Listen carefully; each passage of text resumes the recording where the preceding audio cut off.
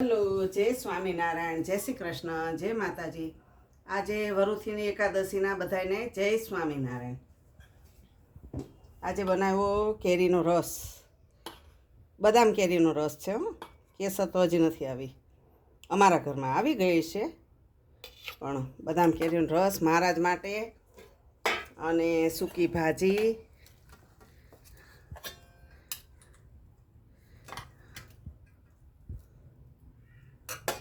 અને પૂરી અને મરચાં તળેલા.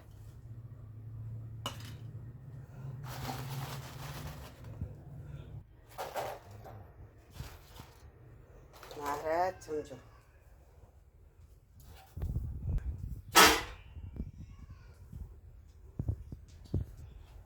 મારા વાલા ઘનશ્યામ.